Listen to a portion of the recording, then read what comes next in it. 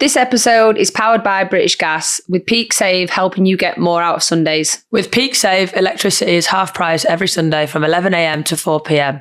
Perfect for putting the kettle on, watching the football and running big energy appliance like your washing machine or dishwasher while you relax. Same Sunday routine, same plans. You are just making the most of half price electricity for the things that use the most energy. And with 5 hours of cheaper electricity every Sunday, the savings start to add up. Plus, British Gas now have a new exclusive BWSL fixed tariff for fans, players, or anyone who's part of a club, guaranteed to be cheaper than the January price cap. So Peak Save looks after your Sundays and the BWSL tariff looks after the rest of the year.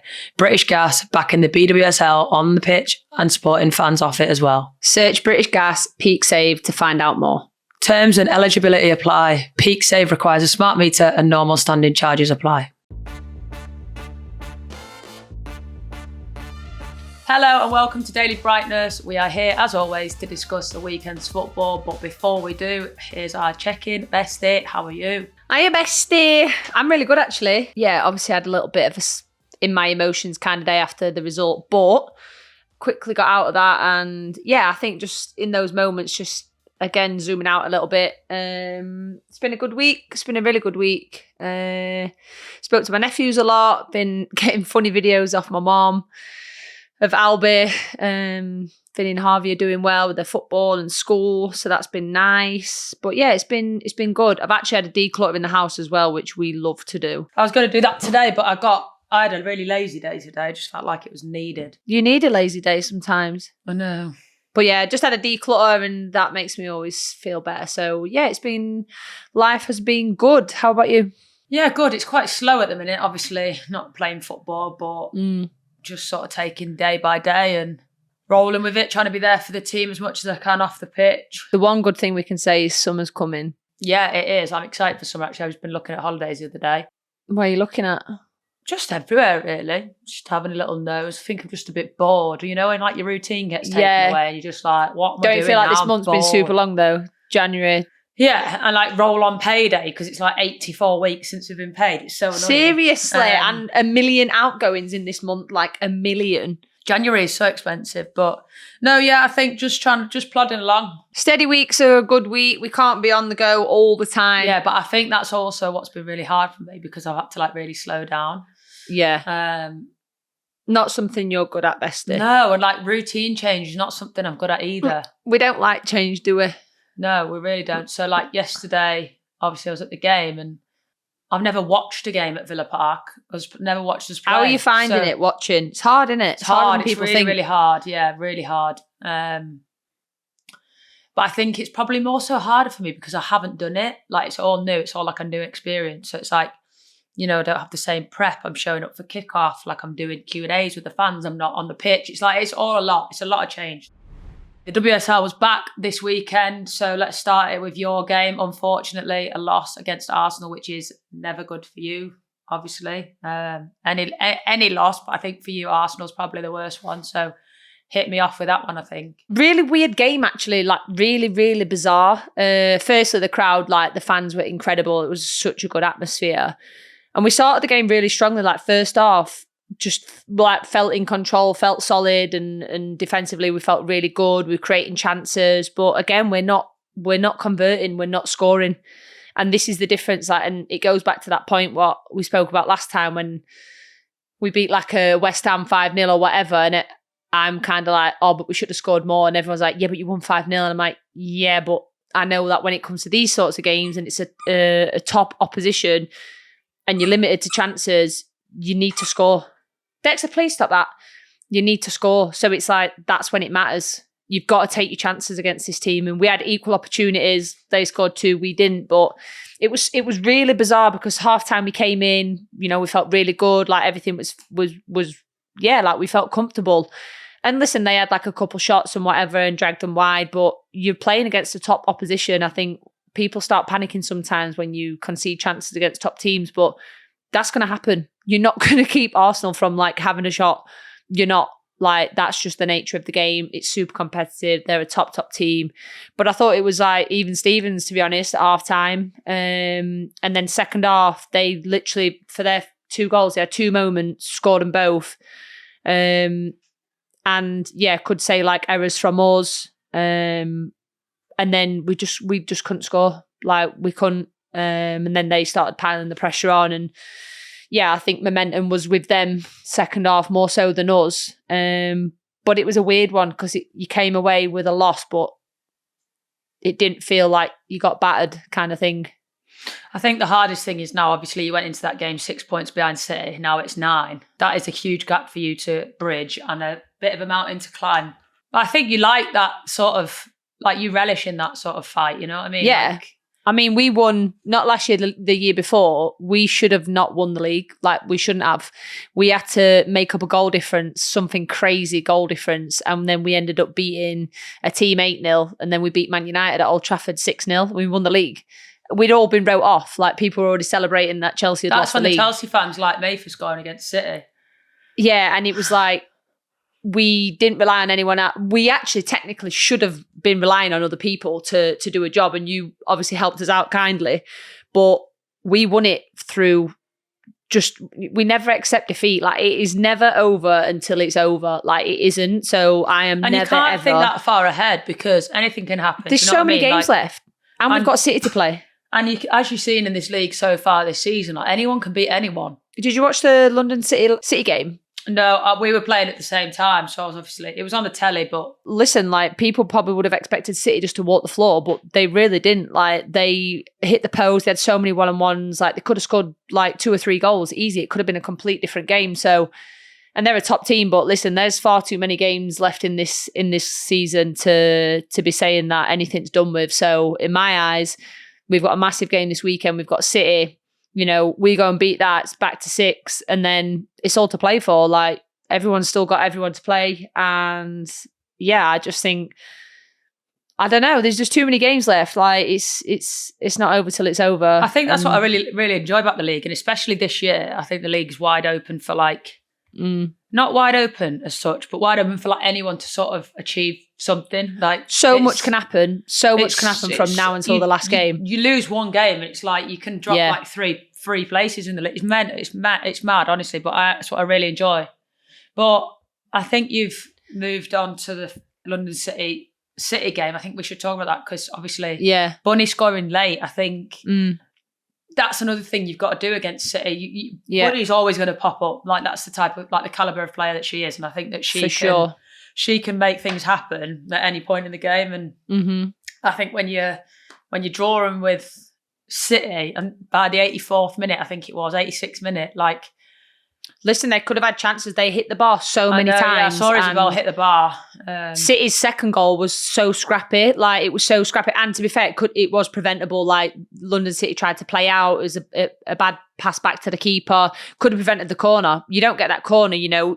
Do they end up going and scoring? I don't know. But even that, I'm hoping, you know, my players are watching that game and believing that we can go away and get a win this weekend. And then, you know, I think it goes to show, like I said, people would have just expected City to walk all over them. That is not this league whatsoever.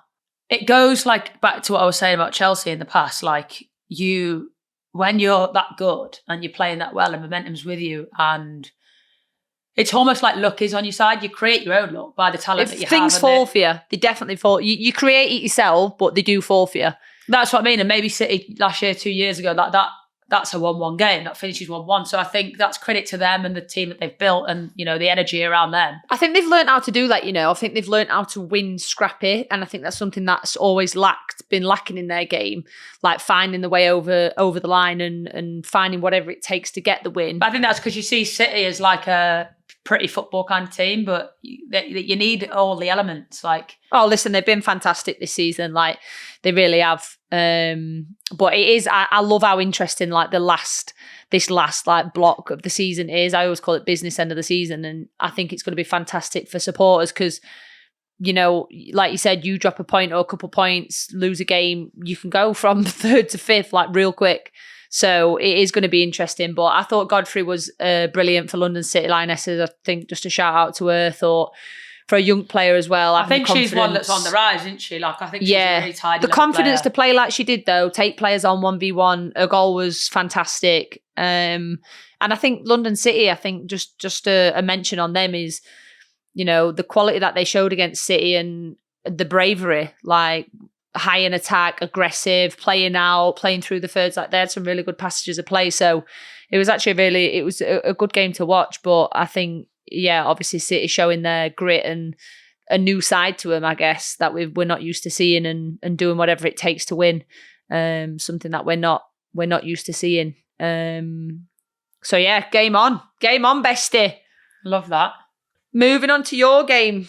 Weird one, really weird one. Because if anyone watched that game, like it wasn't a 4-1 to United game at all. And I'm not being biased, but we go down, conceded a corner, straight from a corner. And they always think they're jammy. Like, I don't think many people mean to put the ball in the back of the net from a corner. But nonetheless, we went on and scored. Kirsty, who's absolutely flying on fire at the minute, went and scored not long after. Brilliant goal. I did see a goal, actually. Saw it in the highlights. About 3 minutes after. So going into half-time at 1-1, I think was a pretty fair representation of the first half. And then second half, they stepped up a little bit. Like they sort of got into a new gear, made a couple of subs. We made a couple of subs. And then we conceded 3 in 7 minutes. And that's so unlike us. I think we had a struggle against City, obviously, but it was hard to watch that because I thought we actually were really not in control. But, at 1-1, you're thinking 71st minute, 1-1. Yeah. Against Man United is, Yeah, you take it. It's you're in a good place. And I think when the second goal went in, it felt almost like they were coming for blood then. It's 2-1 to them. You can think they could sit off, they could just play it safe a little bit, but they went all guns blazing. And I think that's something, again, that you can't do against top teams. Like if it's 2-1, you sort of got to think, right, we can chase the game here. It's 71 minutes. You've got 20 plus minutes to get an equaliser. We had a big chance, which I think, can't remember if it was before 2-1 or after 2-1, which again then could have been 2-2 or 2-1 us. And that's a different game. And, they scored 71, 75, 79. And it's like, it's a tough pill to swallow that because it just did not reflect the game. Like that's mad 7 minutes. Like does not. I think they're the hardest games, whatsoever. when the result, like people see the result, but it's not how the game is. They're like the worst games for me. I hate it. Yeah, it was frustrating, I think, especially to watch and knowing that you can't influence the game or you can't help out or, that was a hard one to watch because I'm like, 71st minute, it's 1-1, we're doing fine. Like, yeah, I think just a little shout out to Jess Park though. I think she's been amazing for them and I think she's really starting to like be their playmaker. I saw her after the game, she was like, I'm knackered, my legs are killing. She really is a playmaker for them though, and I think again it just goes to show what a move does for you. And yeah, I think she's really at like a peak performance now. Yeah, I think she is always going to be a world-class player, but seeing her thrive at United this year has been really nice to see for her. I think, she had a bit of a tough run going out on loan a lot, not really getting much playing time at City, and then making that move to better her career and better herself and give her the best opportunity. I think it's really, really taken a game to the next level. But yeah, positives to take for us. I think we got one of our youngsters came in, made a debut for us, and that was nice. It's always nice and pleasing to see. Yeah. Jenna Niswanger got her first appearance at Villa. Yeah, I've seen that. So, that's nice. Yeah, it's little things like that you want to run with rather than focusing too much on conceding 3 in 7 minutes. But anyway, Liverpool Spurs, wild. I would never, ever would have predicted that to happen. Like obviously Spurs are flying, Liverpool bottom of the league. You don't expect that to happen, but Miranda 2 in a minute, like straight from kickoff. Take a bow, girl. Take a bow. So I think massive for Liverpool, really bad result for Spurs.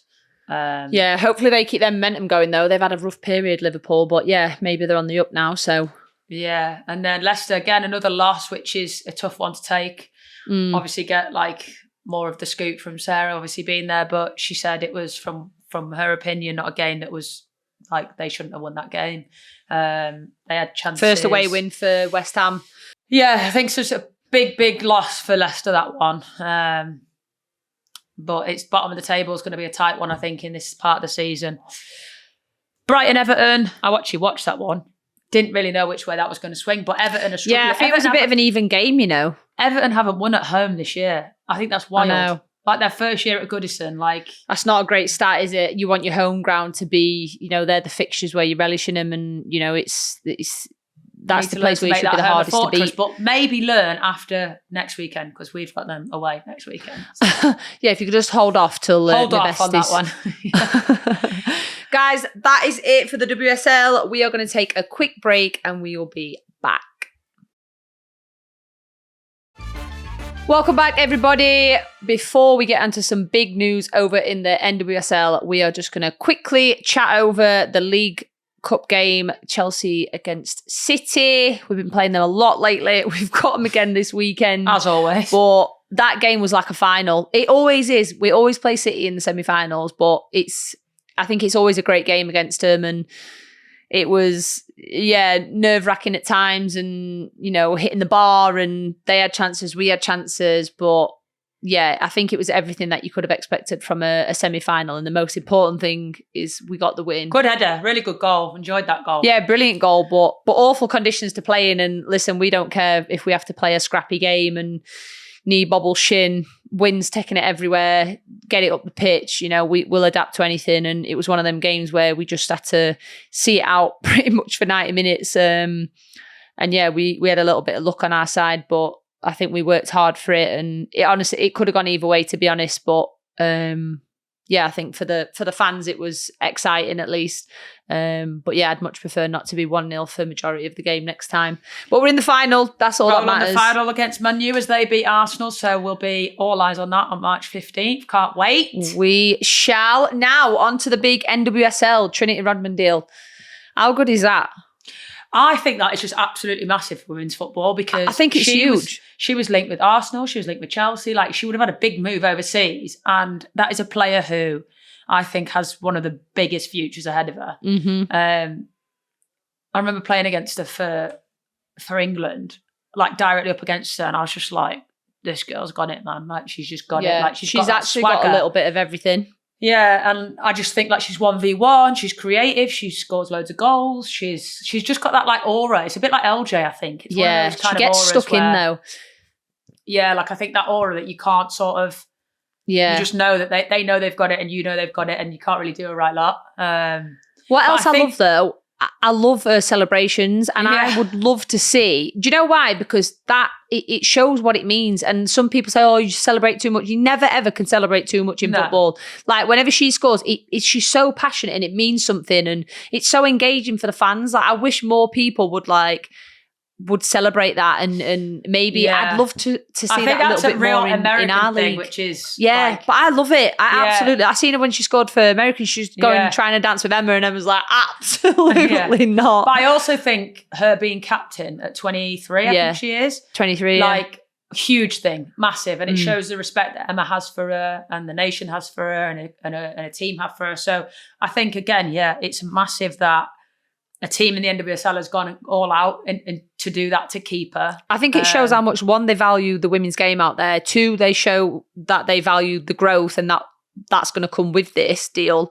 And also the fact that they're willing to make change and compromise to protect their players and to make sure that they've got the best league and that they're attracting players to the NWSL. They could have let her go and made thousands. Like, she would have gone for a lot of money. Exactly. Which in the NWSL, like, that's huge. Like, you could have signed 4 or 5 unbelievable players for what you'd have sold her for. But I think it shows, like you say, like how much they value her and what qualities that she has, that Washington Spirit, like, they want to nail down for 3 years. So amazing for her, amazing for Spirit, amazing for the NWSL, and amazing for women's football.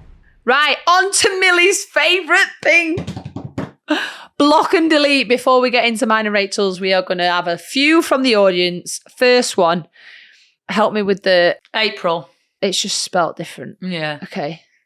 Trendy. People putting tuna... People putting tuna, anything in the work fridge. Like anything with tuna. Yeah, I would agree with that. Stinks.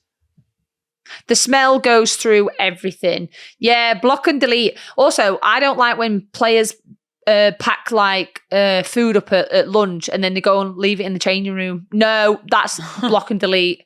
It stinks. It absolutely stinks. Leave it outside and collect it on your way out. Yeah, I agree with the tuna. I like tuna, but it does stink. Block and delete. Yeah, we agree with you. Next one from Zoe. Block and delete knobs not saying thank you and you let them pass in the road. I agree with that. Yeah, I agree. It's rude. Because that's I didn't have to let you go. If someone lets you go, thank you, mate. It's not hard, is it? If you do that, and I would purposely then go, you're welcome. You're welcome. Or just flash. Little flash or little hands up. Simple. It's just a common courtesy on the road. Block and delete. I'm loving these ones because we agree with them. Last one from Sue. Cyclists who ignore red lights completely. Exclamation mark. She's fuming. It always causes me so much stress. Well, I mean, yeah, if you're going to... I'm not going to lie, right? This could get so many people's backs up, but I don't like cyclists at all. Like, I just think, yeah, if you're going to be on the road, right... Abide by the rules. Abide by the road's rules. If I drove through a red light and hit a cyclist, they'd have a lot to say. Exactly. And I'll agree with cyclists because when I was little and we used to take the horse out on the road, bearing in mind horses come before cars, period. We were there first, thank you very much. With the carts, horse and carts and all that. And cyclists always used to get moody and be like, get off the roads. We were like, we were here first and we're legally allowed to be on the roads. And they were the aggiest people ever. And my horse will stomp you off your bike, pal. Darling, I'll get him to boot you in your head. I agree with all these. These are good ones today. I like these today. A round of applause for our audience. Block and delete. Block and delete, baby. Right, Bestie, what's yours? Mine this week is, well, as you can see, there's a carrier bag there. So mine is how expensive carrier bags are at a shop. Like, ridiculous. Okay, I get it. Do you save them though? I get it. Millie, I have 300 bags. Yeah, but then do you forget to take them back? Yeah, that's my fault. I get that. But I fold them up like my mum taught me, where you put them in the triangles and wrap the handles over. So they're all like Bestie, in I'm one not doing big that. bag. I'm just shoving them in a bag. No, it's great. It's easy because you can just throw them in your car. But you don't take them back to the shop though, do you? I forget every single time. But I've been better because I bought a bag for life and I keep putting it back in my car. So it's there now because I know it'll annoy me being on the side. So I will put it in my car. But it's so frustrating. I'm like, you see me, I'd be the one that carries... got stuff all over my head, like trying to walk out the shop because I'm not paying for it. I hate that. Everything's so expensive. Even freaking drop-offs at Gatwick now. £10. Is that your block and delete? No, my block and delete is putting bedding on. Anybody want to be paid to do my bedding? I freaking hate it. Why can't you just throw your bedding on your bed and just go...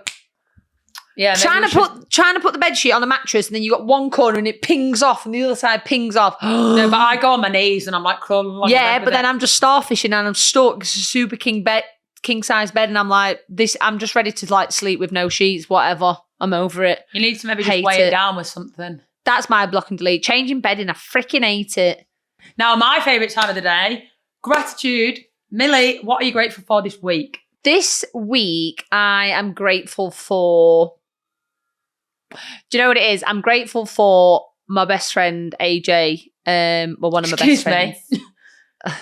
Bestie, we're related by blood, honey. We are sewed. Our souls are sewed together. Do you want to rephrase that before we go on?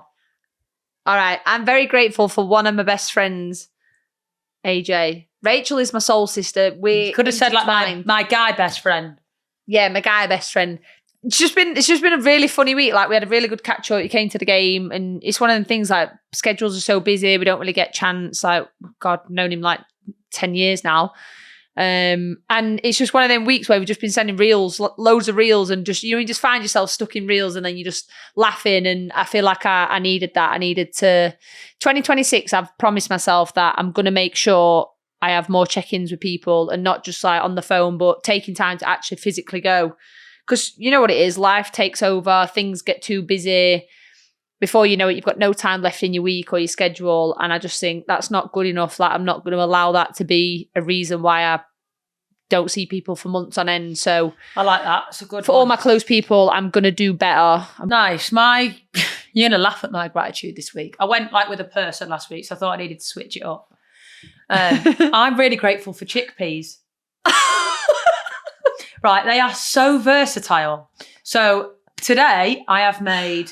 All right, Gordon Ramsay, here she goes. Chickpeas, roasted them in the air fryer, tossed them with paprika, salt. Go on, the girl. Everything but the bagel seasoning, which, by the way, chef's kiss. And what a great light snack, full of protein, healthy, keep your poos regular.